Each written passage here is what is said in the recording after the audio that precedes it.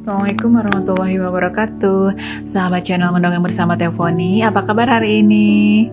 Semoga sahabat channel Mendongeng Bersama Tefoni senantiasa sehat, senantiasa dalam kemuliaan, dan senantiasa berbahagia. Oh iya, kita sekarang memasuki cerita ke-18 ya teman-teman. Kita akan sejenak ke Maluku lagi setelah dulu cerita tentang Batu Seninting ya. Dulu mah Bengkulu ya, bukan ya. Ya, kita sekarang ke Maluku dulu ya. Maluku, setelah kemarin kita dari Sulawesi, kita ke Maluku. Kita kita jalan-jalan virtual ya. Jadi ini adalah cerita rakyat Maluku, pesan terakhir seorang ibu. Sebelum melanjutkan, Tefoni ingetin sahabat semua yang belum subscribe channel ini ya, supaya channel ini berkembang dan terus memberikan kebahagiaan kepada teman-teman semua. Kemudian jangan lupa untuk komen di bawah dan share channel ini jika dirasa bermanfaat untuk teman-teman semua. Berikut adalah kisah pesan terakhir seorang ibu, cerita rakyat Maluku. Kisah ini bermula di daerah Maluku Utara, tepatnya di daerah Tobelo. Beratus tahun yang lalu, di suatu rumah yang berdindingkan daun rumbia, diamlah satu keluarga. Sang ayah, seorang nelayan yang siang dan malam hidupnya di atas lautan, mempertaruhkan nyawa untuk menghidupi anak istrinya. Sang ibu adalah wanita yang setia dan sangat bijaksana. Mereka memiliki dua orang anak. Yang sulung anak perempuan bernama Obia Moloku. Kecantikannya melebihi kecantikan ibunya. Sedangkan adiknya yang laki-laki bernama Obia Mokara. Ia sangat tampan dan berperawakan mirip ayahnya. Pada suatu hari, ayah mereka pergi melaut, dan seperti biasa sebelum ayah mereka bertolak ke laut, tak lupa ditinggalkannya makanan dan telur ikan pepayana di rumahnya.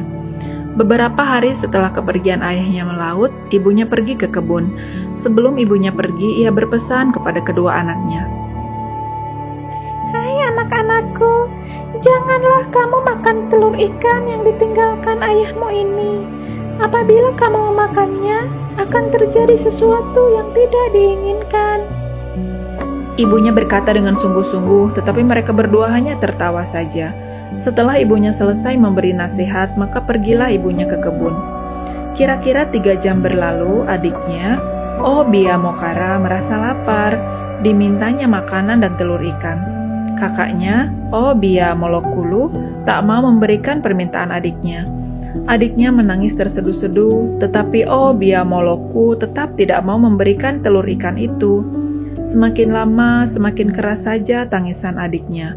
Akhirnya, Obia Moloku tak tega melihat adiknya menangis terus-menerus. Dan telur ikan itu segera diberikan kepada adiknya. Sambil tertawa, adiknya memakan telur ikan itu dengan lahapnya. Setelah memakan telur itu sampai habis, beberapa sisa telur ikan itu melekat pada gigi adiknya. Tak lama kemudian ibunya kembali dari kebun membawa singkong, pepaya, dan sayur-sayuran. Setelah selesai membersihkan badannya, ibunya pun menggendong Obia Mokara, dan ia segera menyusukan Obia Mokara.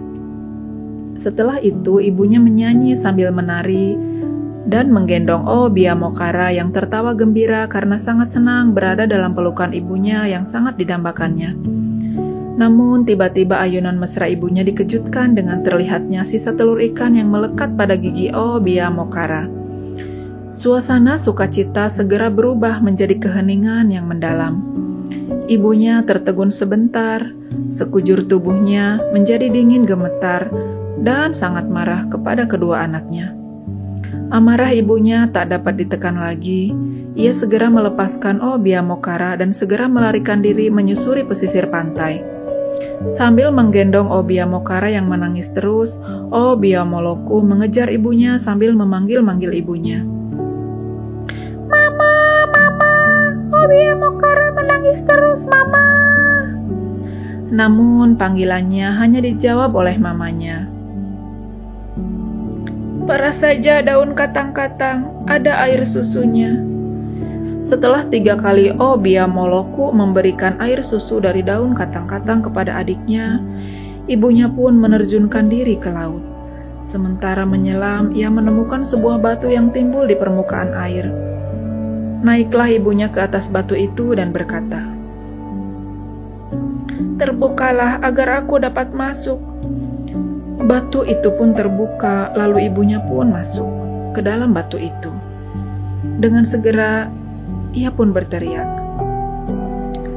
"Tutuplah!" Maka batu itu pun tertutup selama-lamanya tanpa berbekas. Demikian cerita rakyat Maluku, pesan terakhir seorang ibu.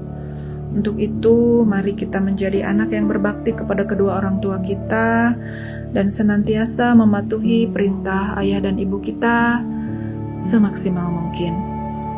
Demikian cerita kali ini, mudah-mudahan meresap ke dalam jiwa kita agar kita senantiasa menjadi insan yang patuh kepada kedua orang tua.